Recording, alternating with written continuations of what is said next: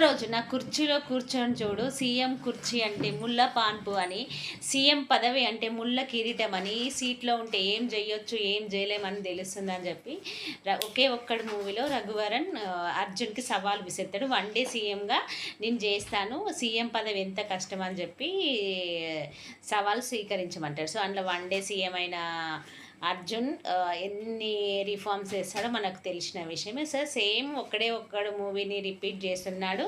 నేపాల్ ప్రధాన మంత్రి బ్యాలెన్ షా ఒక పాప్ సింగర్గా first time స్థానిక సంస్థల్లో మేయర్గా గెలిచి తర్వాత ఏకంగా పిఎం అయిపోయి అసలు ఎలాంటి రీఫార్మ్స్ తెస్తుండంటే ఎవరు కని వినిగని రీఫార్మ్స్ తీసుకొస్తున్నాడు. అదేంటిదంటే విఐపికి అధిక వెహికల్ అవసరం లేదు, విఐపికి కూడా ట్రాఫిక్ దగ్గర చెకప్ ఉండాలి, ఎవరైతే అవినీతి చేస్తారో వాళ్ళని డైరెక్ట్గా జైలు పంపడం, ఆఫీస్కి ఎవరైతే ఉద్యోగులు లేట్ వస్తారో వాళ్ళని సస్పెండ్ చేయడం, సామాన్యులకు అసలు పాలన అంటే ఎలా ఉండాలని చెప్పి చాలా సింపుల్గా సరళీకరంగా పరిపాలన అనేది చేస్తుండు. సో జంజీ తెలుసుకుంటే మంచి నాయకుడిని ఎన్నుకోవచ్చు. జంజీ ఫస్ట్ ముందుకు వస్తే సమాజాన్ని మార్చచ్చు అని చూస్తున్నారు నేపాల్కు చెందిన జంజీస్ అండ్ బ్యాలెన్ షా గారు.